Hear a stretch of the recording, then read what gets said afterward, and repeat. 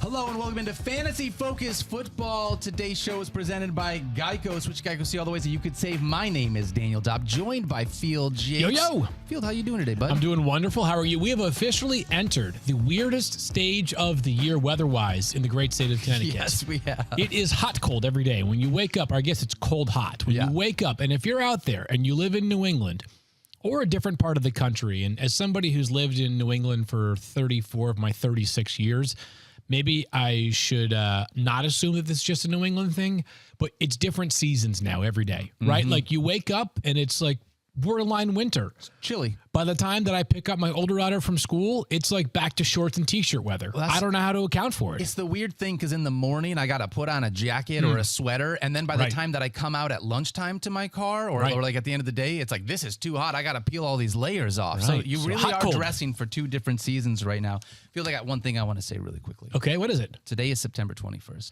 Do you remember? You know what? Before we get a $10,000 fine and people get mad at me for having the worst voice ever, what were you going to say? I was going to say, today is my unbelievably amazing partner, Rosie's birthday. Rosie. Shimada, I love you so much. Happy birthday, babe. You are the best thing that has ever happened to me. You are the beat of my heart and the light of my life. You are the favorite thing that I come home to every day. You mean so much.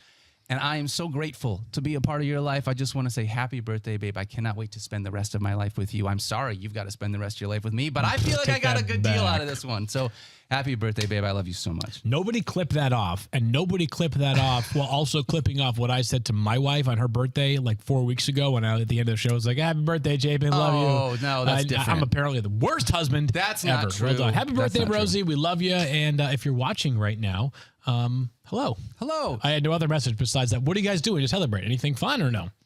Today we're working. I'm working. Okay. She's working. No, we're going to go out to dinner tonight. We got a big thing planned. And then on Saturday, Manny, our son, and I, we got some things planned. So we're going to take her out and have some fun activities. Do you have a favorite restaurant for dinner just in general? She doesn't know this, but we're going to go to Jay Gilbert's tonight. There's a nice steakhouse for a real nice dinner. So a little bit of fun, Must be a big birthday. Congrats to Rosie. All right, let's dive in. Field, we got so much stuff to talk about. We got news. We got a trade that happened yesterday. We got Thursday Night Football we're going to preview. We got some practice reports we're going to run you through, and a bunch of just week 3 preview stuff, getting you started for a week 3 preview. Yeah, it's almost like the half preview, right? It's like this is the appetizer preview because there's a lot to get to every week, especially when all 32 teams are playing. Yep. So we're doing sort of like an appetizer preview at the end of the show that will account for some of the stuff that we won't probably have as much time to get to tomorrow. Yeah. And we saw yesterday Cam Akers officially. You talked about this on the show because I asked you about it. Cam Akers officially traded from the Los Angeles Rams. We now know where he's going. The Minnesota Vikings in a conditional pick swap. Field. I was trying to find what years these draft picks were traded from. It was a tough one to figure out. Yeah, so the Vikings traded a 2026 conditional 6th round pick to the Rams for Cam Akers and a 2026 conditional 7th round pick. In the NFL, you are only allowed to trade 3 years out in terms of draft picks. If you're going to make the pick conditional and both teams are sending a pick, the least amount that you could pay for a player would be sending your own conditional 6th for a player and a conditional 7th. So this is a salary dump by the Rams, and when you deactivate a player and it's clear he's not a part of your short or long-term plans, you have very little in the way of leverage. Well, we already loved Kyron Williams, even with Cam Akers being there that second week. Now that he is in Minnesota, do Alexander Madison managers have to think about what Cam Akers is going to do to this value? All right, so here's my read on the situation. The Vikings have 69 rushing yards to the first 2 weeks of the season. That's not nice. That is terrible, as a matter of fact. So I look at it like this. And just either yesterday afternoon or even this morning, their offensive coordinator, Wes Phillips, said, this is not about our losing faith in Alexander Madison. That's coach speak, okay? Obviously, the team expected more out of the running game through the first 2 weeks of the season, even with all the offensive line injuries that they have had. And they have had plenty of offensive line injuries. 69 yards in 2 games is unacceptable. I think this can simultaneously be a little bit about padding the depth and just taking a flyer on a player that the head coach, Kevin O'Connell, has familiarity with because prior to being with the Vikings, he was with the Rams, so he knows Cam Akers. I think it also be a little bit of a hedge in case things don't get better for Alexander Mattison. Sure. So in week 3, I still think Mattison will be ranked about where he has been ranked the first 2 weeks of the season with a bit of a discount because he hasn't been what we have expected. Yep. But it's not like all of a sudden I have Cam Akers ranked as the highest Vikings running back for week 3. If I roster Alexander Mattison, yes, I'm a little bit nervous. Like, I don't think that this is a guarantee that he is no longer the Vikings starting running back going forward. But part of the reason why we felt good about Alexander Mattison coming into this season, nobody behind him. Not just the extension that he earned, the 2-year, $7 million deal worth up to $8 million, but also the fact that it wasn't like they had some obvious next man up that was going to steal work from him. That being Ty Chandler or potentially Dwayne McBride. They used a 7th round pick and then waived. I just think the bottom line is that the Vikings probably have gotten less out of Alexander Mattison than they expected and the running game in general. And so this is the first step in insulating that depth chart in a way they had not previously. So Madison's been disappointing as far as like the overall production. The entire running game has been disappointing in terms of the overall production. But this does not make me feel like definitively Cam Akers is going to become the Vikings running back. Do I think he's an okay flyer just in case? Sure. I mean, I think it's justifiable in a 12-team league to throw a bench stash on Cam Akers right now. Absolutely. Do you like if you are asking me if anything happened to Alexander Mattison, he's going to miss time, are the Vikings going to turn to Cam Akers or Trey McBride or Dwayne McBride? Yeah. Yes. It's going to be, we know who it's going to be, right? Cam Akers. So he's definitely worth adding as a bench stash here in leagues. And I still have Alexander Mattison as a low-end RB2 here this week just because of the matchup against the Chargers. Doesn't make me feel good about it, though, Field. That's the hard part now. No, I mean, obviously, long-term, it makes you feel a bit more nervous about Alexander Mattison, and you were already nervous based off of the slow start, right? Yep. In the short term, though, I think there are a couple of encouraging signs. One, it's Thursday. It's hard for me to imagine that Cam Akers plays a huge role on Sunday. 2, this is the best matchup that the Vikings will have faced so far in the season in terms of running the ball against what has been a not stout Chargers defensive front. And 3, at least for right now, Madison still profiles for 15 to 20 total touches, which I know he hasn't turned that into enough so far, but it's hard to drop him too far down the rankings. I was lowest yesterday, I had him at RB21.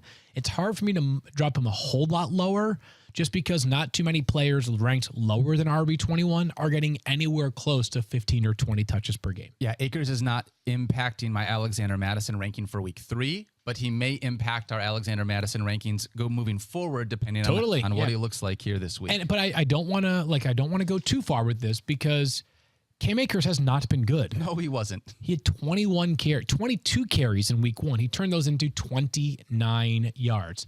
Not that the Rams, it's not like Kyron Williams has been averaging 5 yards per carry, but there were concerns about Cam Akers that even last year, until the last, 4 or 5 weeks of the season, was not an explosive runner.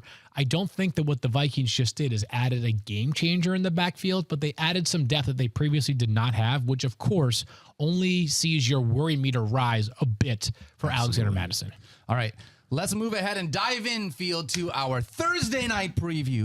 What do you think Stefania's doing right now to pregame this game? It's only, 9 hours till kickoff? Yeah, glass of wine at least. 1 glass of wine. One so far? Or? I think she's probably doing one glass of wine and half a gummy now. Hold on, I got to explain this once you're done. We were talking about this earlier in the show, before the show.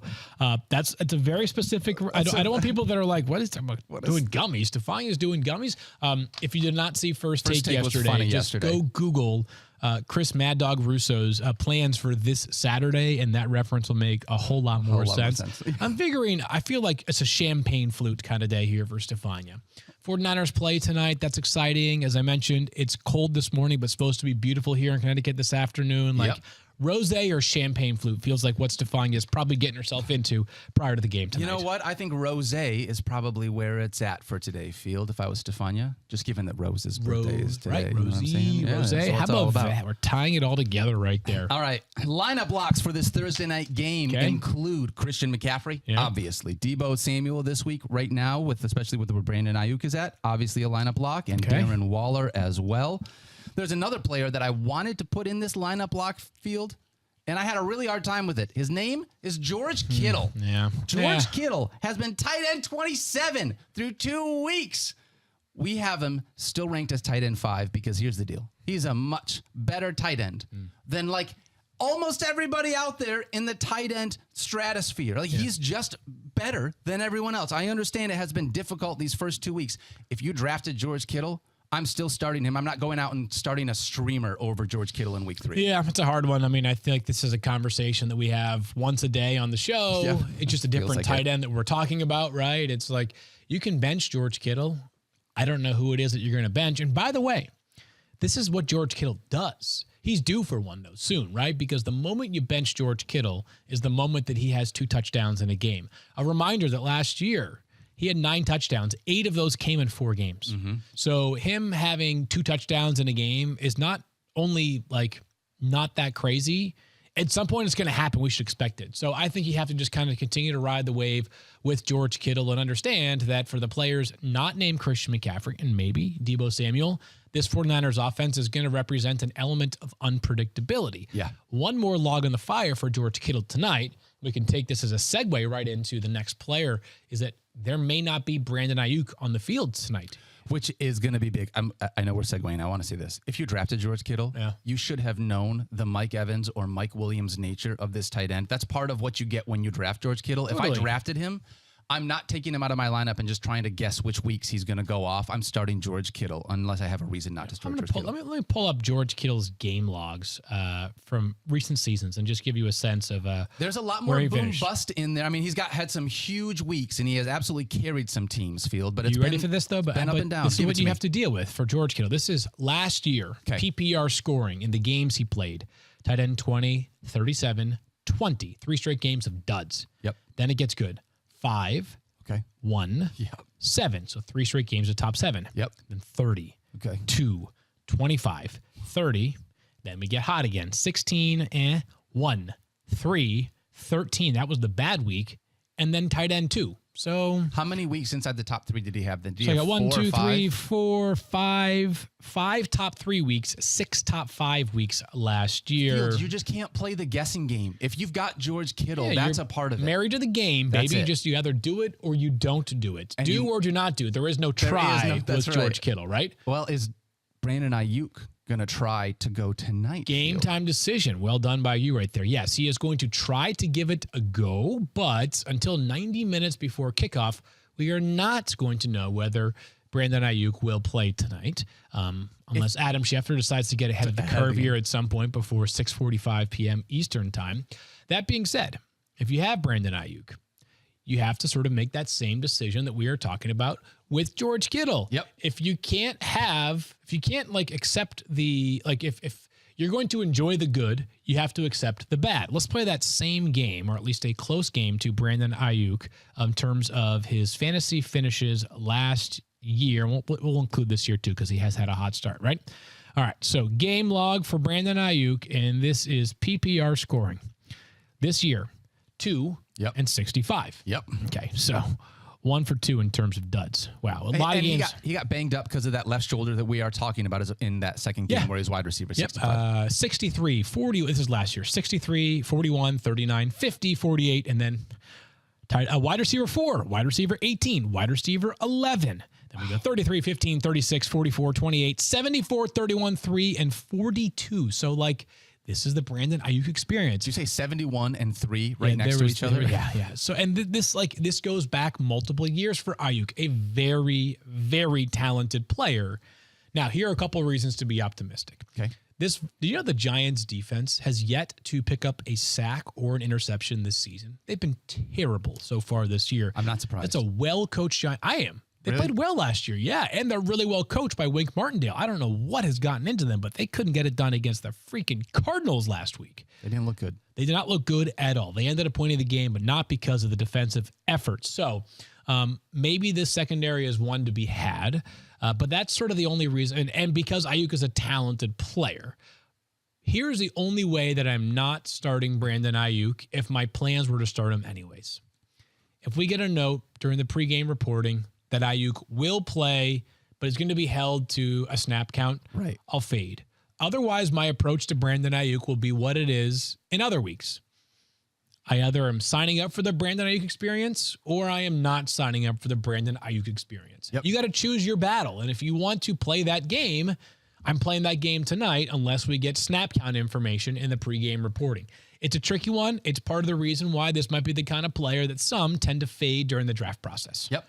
And especially this week with no buys, Field, you don't need to play a player that has question marks if we still have the full roster of the entirety of the NFL at our disposal right now. And you know what else? I mean, and it can go both ways. But if you're anxious and you don't want to play him and you're just telling yourself like, I just don't want to play Brandon Aiyuk because I'm worried about the potential for a dud, injury recurrence, whatever it might be. I will say this, and if you're out there listening right now, I know you can relate to it. There's something about a bad Thursday night game that stings way worse than a dud on a Sunday. You're staring at that box score for multiple days. You have 3 days to look at it, and when a dud is taking place on Sunday, it's happening in the context of like 7 other games going on. Right. So I've got Brandon Aiyuk ranked where I normally have him ranked, right? Like he's like a borderline wide receiver 3. But I am preparing for the possibility of anything tonight. Yes. Him not playing, him playing, him having 22 fantasy points, him having 2 fantasy points. All right, let's wrap up this Thursday night conversation. Last week, Daniel Jones was quarterback 1 on the season. Yeah. If you were going to start for the week, Yes, sorry, not on the season, for the week. Yep. If you were going to start a quarterback here from this game tonight, are you starting Daniel Jones against this 49ers defense, knowing what he did last week, or are you starting Brock Purdy as a streamer who is a high floor kind of streamer? I've got Brock Purdy is 1 spot ahead of Daniel Jones. Quarterback 15 and quarterback 16. Okay. So the answer is really neither for me. I don't want to start either one. That being said, I just think that like the bust percentage for Daniel Jones is significantly higher because of the matchup than it is for Brock Purdy, even though Daniel Jones is a far superior fantasy quarterback. Purdy, I expect to have somewhere between 12 and 18 fantasy points. Yep. You know why? That tends to be what he does. In his now 8 starts for the 49ers, he has one game over 20 fantasy points, right? He is a reasonable floor and low ceiling player. Yep. Daniel Jones, though, faces a terrific defense. We saw what happened to them in week 1. They got absolutely crushed by the Cowboys' defensive front. It could happen again tonight because not only do the Giants have no Saquon Barkley, their offensive line is all sorts of banged up as well. So if I have Daniel Jones as my normal starter, I do think there are good streaming options that I would consider ahead of Daniel Jones. One word on Matt Breida. Just say no. Just say no. No would be my, I've got him as word. outside my top 30 for running backs. This and week. That represents the kind of player that I would generally not want to play unless absolutely had to because I'm in a 16-team league and there were no other options. Backup running back on a short week against the 49ers defense. Yeah, and I don't expect Matt Breida to have like a massive, massive role like Saquon Barkley did until Saquon Barkley returns. Like, that's not who he is, right? I mean, you go back to Matt Breida and, like, his career. How many games does Matt Breida have, like, 25 carries to his name? Probably not many. It's been a long time. He is a sort of a role play. He's a very specific role player and a useful role player for the Giants. Is like, play 10% of the snaps as a, backup to Saquon Barkley. But it's been a while, like, unless you want to buy in on the revenge game against his old team, the 49ers. But not doing it. Yeah, I mean, last year, no more than 9 carries, so no games. Let's try to find the last time that Matt Breida had at least 10 carries in a game. What do you think the answer is? Matt Breida? Yep. Probably 2020, I'm going to say. 2020? It might be 2020. So let's go to 2021, and I still see none there. Still none for Matt Breida. 2020. The last time that Matt Breida had at least 10 carries in a game was 2020. December 20th, 2020. Gross. That was 12 carries for Matt Breida. So 12. So, yeah, I mean, I would not expect a player of his stature to have, 20 carries tonight or anything close to it. So I'm avoiding if I can. Yep. All right, Field, let's pick this game. I mean, it seems kind of silly. 49ers, I'm going to take the 49ers. Big tonight, big. Yeah, all right, this one could get ugly. Yes. I know the Giants, they showed some grit last week, and this team was very tough and rugged and like gritty last year for much of the season, but this one feels like a significant talent gap that's just going to lend itself to a pretty ugly game. 49ers advance to 3-0. All right. Let's do a bunch of practice, like quick fire updates here, Field, getting us ready for setting our lineups, knowing what's coming tomorrow. Yeah, for those of you that don't sit on Twitter all day looking for status reports or updates, let's just run through it. I'll rip through this in about 90 seconds. You'll have what you need to know based off of Wednesday information. We'll begin with Joe Burrow. And there's nothing because the Bengals start practicing today for a Monday night game. Zach Taylor, as head coach, said on Monday it's hard to say whether Burrow will be available against the Rams on Monday night.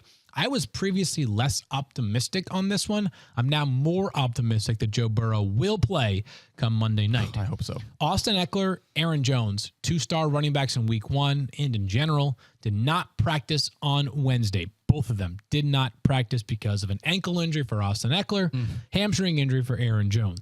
Isaiah Pacheco, this is a new one. He's got a hamstring injury for the Chiefs. He did not practice on Wednesday. On their active roster, the only 2 running backs besides Pacheco, Clyde Edwards-Helaire. And Jerick McKinnon. Yes. Yep. So keep an eye on potentially Deneric Prince as a practice squad elevation or LaMichael Pirine as a practice squad elevation if Pacheco can't go. I haven't heard the name Deneric Prince since draft season. Seriously, Yates. yeah. Tulsa on UDFA, who shined a little bit during training camp, and then was eventually waived. Amon-Ra St. Brown, your boy, did not practice on Wednesday because of a toe injury. The Lions' tenor earlier in the week was not particularly concerning. That being said, if he does not return to the practice field today, Friday becomes a very, very critical day. Christian Watson did return to practice for the Packers, limited capacity. So it sounds like he's got a chance to play on Sunday. I haven't seen him yet this year. Have not seen him yet this year. That's correct. Zay Jones for the Jaguars did not participate in practice on Wednesday. Remember, of course, he got hurt during the game last week. He ended up returning, but not playing a whole bunch.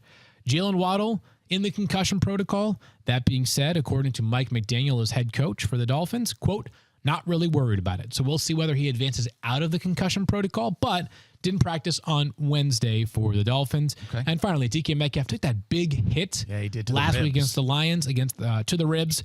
Did not practice on Wednesday. He's a big, strong dude, though. Wouldn't surprise me if we see DK Metcalf back on the practice field at some point today or tomorrow. Of course, the Seahawks do have one of the best third receivers in the NFL with Jackson Smith and Jigba. Just a couple extra Skittles. I think DK will probably. He'll be fine. Yeah, he'll be totally fine. All right, we're going to dive into a bunch of Week 3 lineup decisions in a second. But first, Field Yates. Geico asks, how would you love a chance to save some money on insurance? You know I would. And of course you would. And when it comes to great rates on insurance, Geico can help. Like with insurance for your car, truck, motorcycle, boat, and RV. Even help with homeowners or renters coverage, plus add an easy-to-use mobile app, available 24-hour roadside assistance, and more. And Geico is an easy choice. Switch today and see all the ways you could save. It's easy. Simply go to geico.com or contact your local agent today. Football is back, baby! Catch every pass, every tackle, and every heart-pounding play live and in person thanks to our go-to ticket source, Vivid Seats. Vivid Seats delivers great deals on great seats, and they have your back with their 100% buyer guarantee. Vivid Seats is the official ticketing partner of ESPN, and they're offering you $20 off your first $200 ticket purchase with code FFF. That is code FFF. Download the app or visit vividseats.com today. Vivid Seats. Experience it live.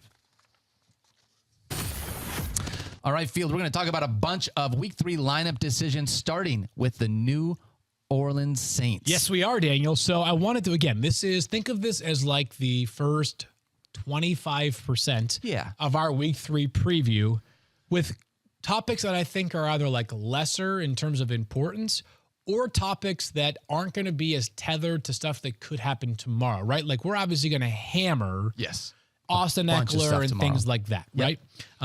But when we have a more definitive picture on whether he's going to play or not. But here are things that I think are a little bit less tied to the health of players and more just tied to like what we know about these situations. We know that Alvin Kamara out one more week, will not be back until week 4. We also know that Jamal Williams dealing with a hamstring injury, and Dennis Allen has said that the team will not be adding a running back this week, which means they are rolling with 2 guys.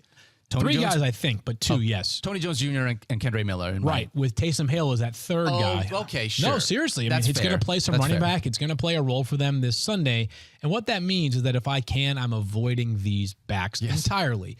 It's not that I don't like Kendra Miller as a prospect. Had a great season last year for TCU, a 3rd-round pick. It's got some juice to him. And Tony Jones obviously filled in capably this past Monday night, at least in terms of finding the end zone twice.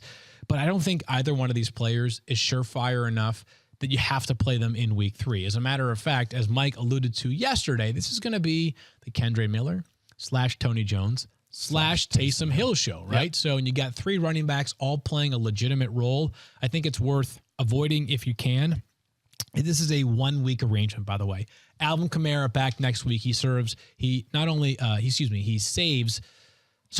a lot of what the Saints have been dealing with in the backfield recently, and probably helps a lot of fantasy managers along the way as well, because running back depth is so bad. Super bad. Yeah. Yep. If you cannot start one of these Saints, that's how I have them ranked as well this week. Field. Let's talk about the Houston Texans.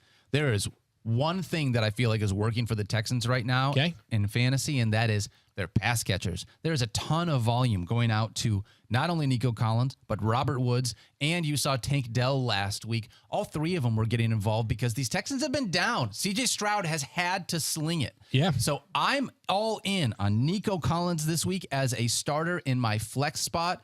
Do you have a Texans wide receiver other than Nico, understanding the volume, that you would look at using here? I do not. So let's talk about a couple of these Texans players beyond just Nico Collins, who I have as wide receiver 32. He's got 20 targets in the first 2 games. And one thing that we have known about Nico Collins for a while, he's a talented dude. Yep. He now has the quarterback with the most natural talent that he's ever played with during his 3 seasons in Houston, because I don't think he ever played with Deshaun Watson. And that's CJ Stroud, who can sling it. He threw for nearly 400 yards this past week. He's a good player.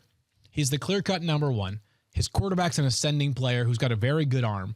This team is going to play bad defense consistently. From behind. 28 points per game allowed by the Texans in their first 2 games. I expect them to continue to have to play catch-up throughout the course of a game. So Nico Collins is my wide receiver 32 this week. Okay, keeping an eye. Go ahead. Well, because of all of that, are you going to switch to a non-wide receiver now? Because I was just going to close the book on Tank Dell, who's super talented, 3rd-round pick. Deeper league consideration, but hard to expect a whole lot much more than that, because Robert Woods is playing a role. Dalton Schultz is playing a role. Yep. So there's enough guys that are going to eat away at the target share to go to Tank Dell instead. Do you think that Tank Dell is the kind of name that's worth a stash at the end of a bench right now? On principle, just because his name is Tank, yes. No, I think in a deeper league, it's a consideration for sure. In a 10-team league, I do not think he needs to be stashed right now. It is really difficult if you have been rostering Dameon Pierce, because these Texans have had to throw. Everything that you just talked about lines up to Texans have to throw the football. They're behind in games. They're having to keep up with what's going on. Like, this has not been the Dameon Pierce show that we wanted for fantasy. Is he someone that you can still start with confidence? And maybe confidence is not the right word. No, not with confidence. The upside's tapped here for a few reasons. First of all, the offensive line's a disaster. Yes, it is. Pretty much every good player along the offensive line, other than Shaq Mason, is on IR right now. So what do you expect when a team is down to its 5th through 8th linemen? That's just hard, no matter how good your quarterback is or isn't, no matter how good your running back is or isn't. So it's going to be tough for him to get yards before contact. And even though I just mentioned that CJ Stroud's an ascending player, I don't think teams are yet afraid of this Texans passing offense to the degree that they're going to say, you know what? We got to lighten the box and worry about covering deep down the field. They're going to challenge the Texans' running game by stacking the box. It's going to be tough sledding for Dameon Pierce. He's been fine in terms of touch volume, but not dominant enough as a rusher to have him as a lineup lock right now. It sucks because he's a really good player, but this Texans offense is just sort of not set up with all their injuries to lend itself to RB 15 to 18 value for Dameon Pierce, which is what we hoped for going into the season. Injuries because of the offensive line, game script with the way that things have been playing out. It's just not what you're looking for if you've been rostering Dameon Pierce, which is why I like Nico Collins. I know you do too, and looking at these wide receivers as potential end of bench ads. Yeah, totally. Let's talk about this Jets backfield because it was really difficult in week 2 as well. When you look at this, Breece Hall could not use him last week. Yeah. Dalvin Cook. Haven't been able to use him for 2 straight weeks. We were like, hey, guys, grab Dalvin Cook. He's the guy you can use at the start of the season. I'm getting to the point where... I don't want you to be held accountable for that, because Aaron Rodgers got hurt after 4 plays. The Jets offense looks a lot different. The way that teams are defended them looks a lot different, if not for the fact... or if Aaron Rodgers is under center. So no one could have predicted that. If understanding, though, even though we didn't predict it, that's where we're at right now. Yeah. I got one more week of wanting to see if Dalvin Cook can do anything, and if not, I'm probably pretty good to be like, See ya. He could be welcome to Dumpsville pretty soon. You are correct. He has 17 carries for 40 yards this season. 17 for 40. It's a 2.4 yard average for Dalvin Cook. He had negative fantasy points this past week as he lost a fumble. Dalvin Cook, it was an interesting conversation after he got released about whether the Vikings were motivated only by money or if part of this was that Dalvin Cook was a declining player. And I think it's pretty clear that Dalvin Cook has become a declining player relative to what we witnessed in recent seasons. This week, it's supposed to be an absolute slop fest weather-wise in the New England area, including down in East Rutherford, New Jersey, where they're going to play this game against the Patriots. This could be a very low-scoring game. Yeah. This could be a game where both teams have trouble passing the football. Heck, the Jets are already having trouble passing the football, and the Patriots aren't a whole lot better in that regard right now. So I expect this game to be extremely run-heavy and very low-scoring. The problem is I just don't think that Dalvin Cook has the juice right now to generate a massive day on the ground. Breece Hall does have the juice. The question is, how much of an opportunity is he going to get? Because while the Jets obviously need offensive answers right now, he's still coming off of a torn ACL and still a guy who the Jets are going to be a little bit more careful with than they will be by maybe 2/3 or 3/4 of the way through the season. I've got Breece Hall ranked 10 spots higher, RB27, than Dalvin Cook at RB37. The obvious reason is that even if Dalvin Cook has 2 more carries than Breece Hall in week 3, if you told me that one of them ripped off a 50-yard run, I'm taking Breece Hall every day of the week. But right now, this backfield feels a lot more radioactive than I thought it was going to be coming into the season. Well, he only had 4 carries. Breece Hall did last week. That's, when you look at that, is that just like hey man, this Jets offense was just terrible? Not Garrett Wilson. Zach Wilson just had to be out there throwing it the entire time. If you're going to see that kind of volume from Breece Hall, he's not even considerable for you to be able to start. He'll have more volume than that this week. Last week was falling behind to an awesome defense early, an awesome team early. But is that going to, I don't think it's going to happen this week. Okay. Because they're still a good defense. They're not as good of an offense, but the Patriots still have a great defense. The Patriots do have a great defense. I just don't think the Patriots are going to be up 21-0 in this game. And that's where it came from. And that's where I think Breece Hall is going to be able to stay on the field because the Jets aren't trying to throw the football 40 times in a game. Okay. Also, factor in the weather. I think Breece Hall is looking at hopefully 10 to 15 carries on Sunday. Maybe more. I would love that because if that's the way that it worked out in week 3, it's sort of the opposite of what we saw in week 2, where we saw Garrett Wilson get a ton of volume, even though it didn't turn out to as much as you wanted. Yeah. If this is going to be one of those ground and pound, let your running backs and play defense kind of do it. Garrett Wilson's going to slide way down our fantasy rankings. I have him just inside my top 20 at the wide receiver. I've got him as wide receiver 19. Nervous for a few reasons. 1, the weather. We just talked about that. Yeah. 2, the quarterback. We've talked about that for 2+ seasons. I'm more nervous about the quarterback than the weather. Yes, I am. And then the last thing here, as you mentioned, the Patriots have a good defense. Mike Clay alluded to this in his wide receiver cornerback column. The Patriots might have the next great cornerback on their hands. Christian Gonzalez, their first-round pick out of Oregon, who last week shadowed Tyreek Hill something like 14 of 14 perimeter routes after a certain point in the game. It wasn't only Christian Gonzalez, but the Patriots did as good of a job as you can do on Tyreek Hill in the grand scheme, right? 5 catches for 40 yards. That was a big thing coming out about Christian Gonzalez was he had size and speed, right? Yeah, the guy, I have no idea how he went 17th overall, but he is clearly a stone cold baller for the Patriots. If he shadows Garrett Wilson, only puts a little bit less value in Garrett Wilson for this upcoming Sunday. So I've got him as wide receiver 20. That one might be adjusted. This entire game might be adjusted for me a little bit just because if the weather is as gnarly as it currently looks on the radar, it's going to be tough for either offense to do anything on Sunday. It already has been tough for either offense to do anything so far this season. I just want all the Garrett Wilson managers out there to know that we are literally in the same boat as you guys are. It's so frustrating because you use such a high draft pick on this guy. And you know what? I can't sell him for pennies on the dollar yet. I got to wait and see if something is going to get better. But I don't know what that means. You feel trapped in this situation as a fantasy manager of Garrett Wilson. It sucks. But again, what are you going to do? You were drafting him because you thought Aaron Rodgers was going to be on the field. That's part of football. Yeah. All right. Do you trust anybody in your fantasy lineup from the Chicago Bears? Yeah, so tough day yesterday, obviously, at House Hall with a lot of things going on. A lot of stuff. A quote from Justin Fields that led to him eventually coming back out and addressing the media later. He was talking about just some of the things that have gone on so far this season. He was talking about playing a little bit too robotic so far, and someone was asking, he was sort of pressed on like, what can you do to adjust that, and what are some of the things that might have contributed to that? And he said coaching. In the context of a much longer and larger and more thoughtful answer, it set off a whole hullabaloo. Is that a right word? It is. It might be the right word. Hullabaloo, whatever. And it's led to, some drama over the past 24 hours. He came back. He took ownership of the comments. He clarified it was not a shot at my coaching staff. I truly felt bad for Justin Fields yesterday. I'm not going to lie. You are responsible for what you say. At the same time, I don't think that Justin Fields was trying to out his coaches and put this all on them. I think it was legitimately part of a much longer answer. That's not the part that was confusing to me.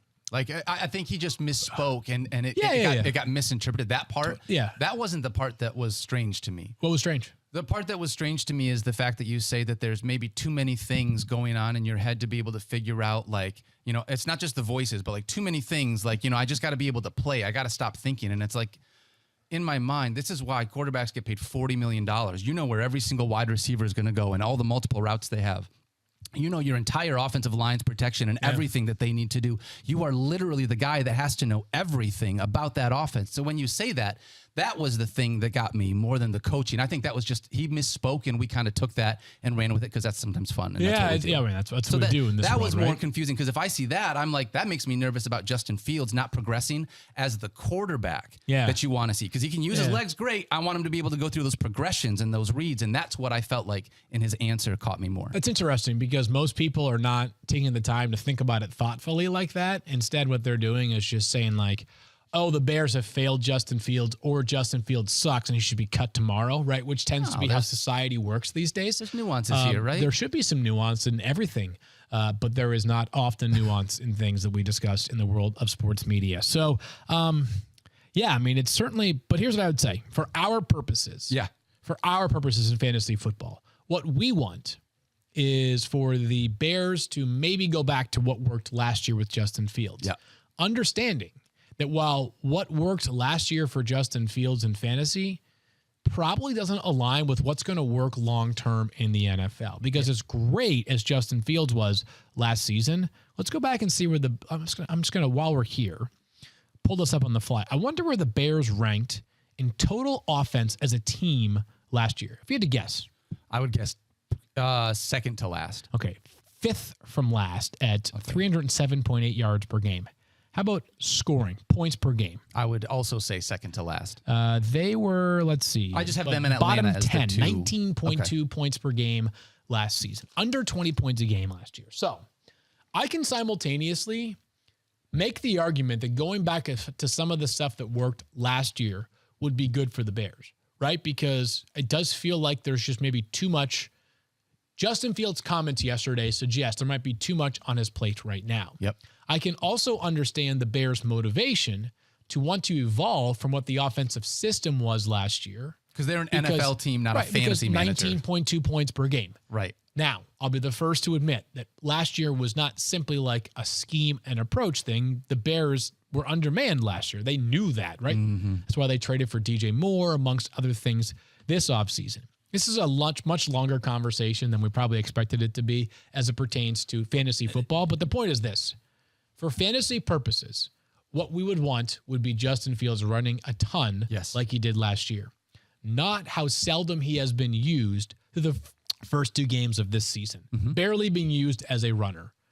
I do believe that yesterday's comments could be a bit of a signal that Justin Fields would like to do a bit more of what comes very naturally and easy to him.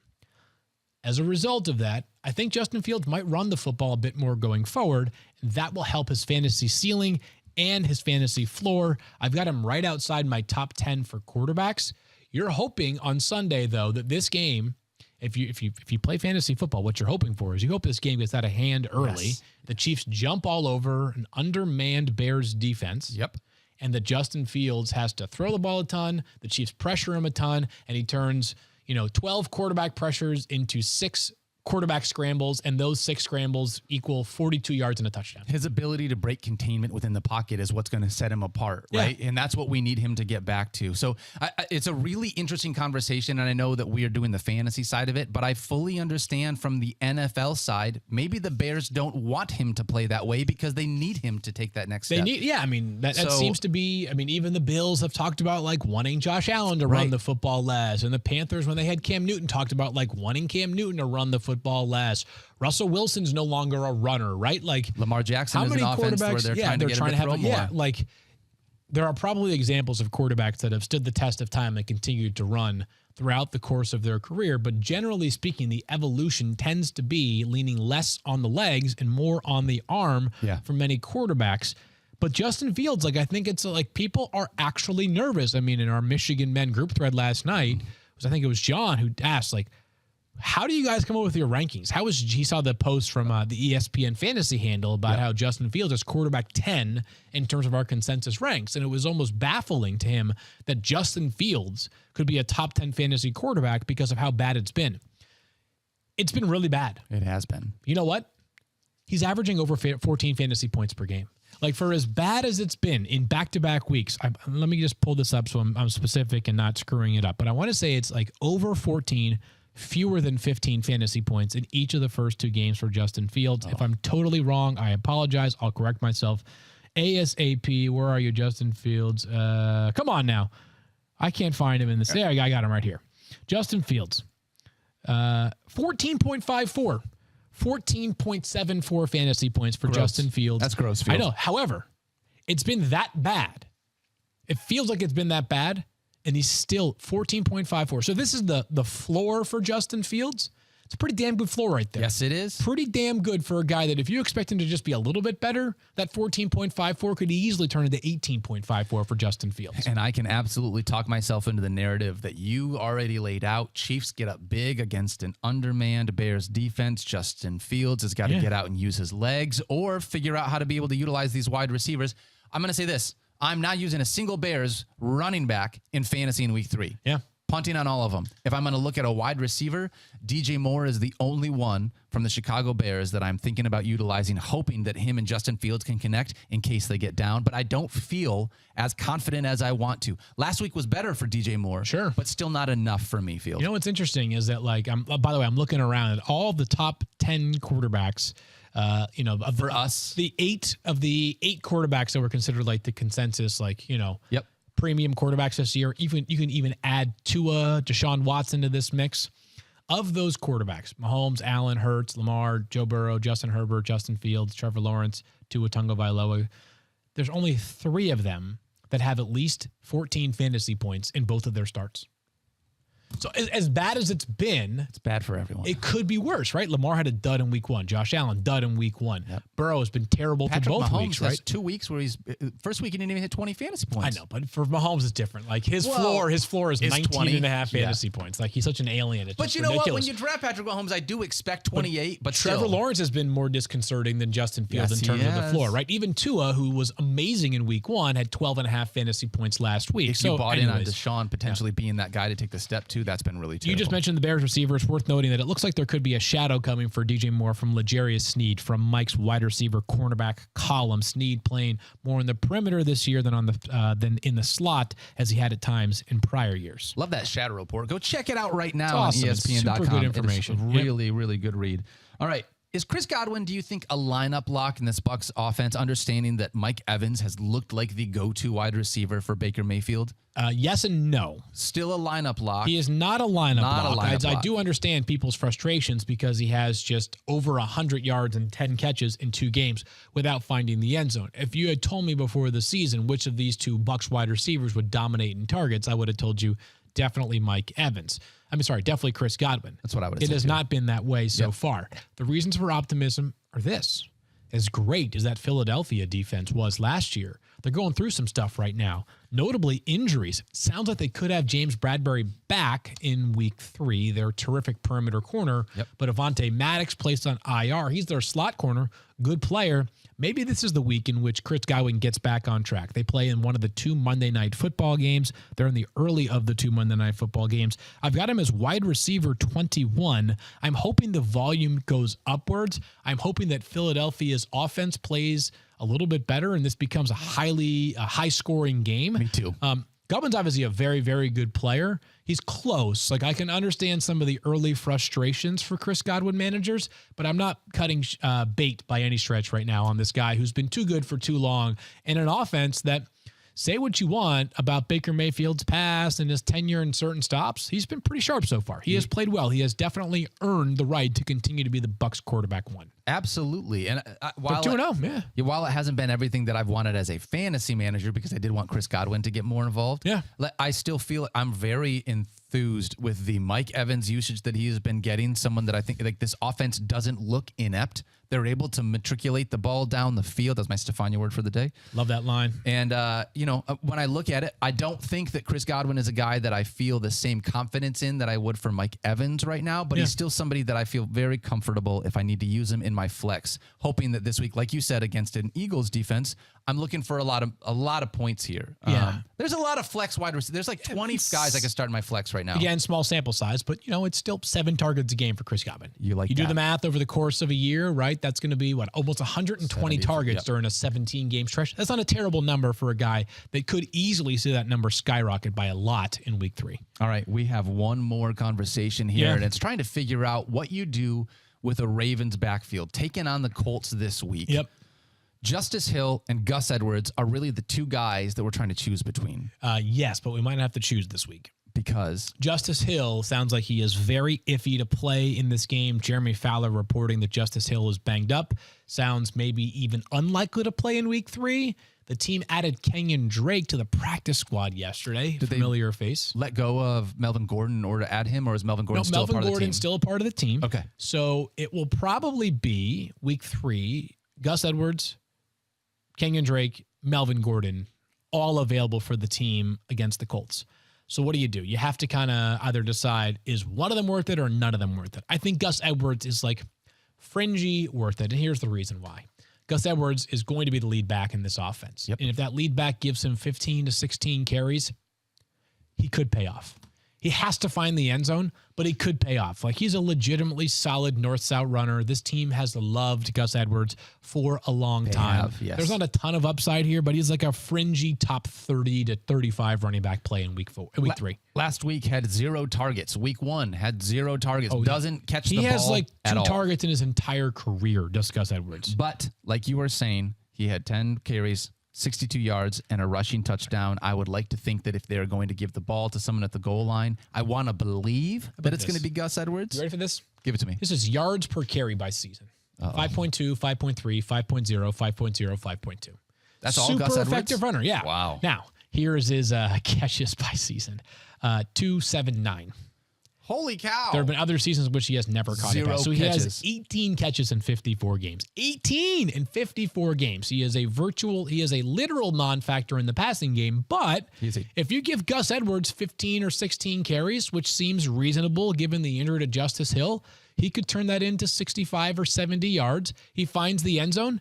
Yeah, that's a deeper league flex consideration. Or if you're really pressed because you've got some combination of, Saquon Barkley, Aaron Jones, or Austin Eckler on your roster, you could do worse than Gus Edwards in week 3. He is a touchdown-dependent option for you right now. Totally, if you need to use very touchdown-dependent. Super touchdown-dependent, yes. Very much so. The definition of touchdown-dependent. All right, Field, that's going to do it for our week 3 primer. Coming back tomorrow with our full Lots preview. To get to. Yeah. So many things. All the injury updates from Stefania, and then you, me, and Mike will dive into all the big storylines for week 3. There's so much to get to in what feels like a critical week. I want to remind you, though, if you're 0-2 right now, a lot of season left. You got to go. Here's what you got to do. You got to have a locker room talk this afternoon. That's it. You talk to the boys. You motivate them, and you tell them power of positivity matters. We're going for 175 points this week. We're getting our season back on track. Yes. Do not count us out. If you're 2-0, you're reminding the team we stay humble, right? When you win So when you lose, say little. When you win, say less, right? Just continue to do what we've been doing.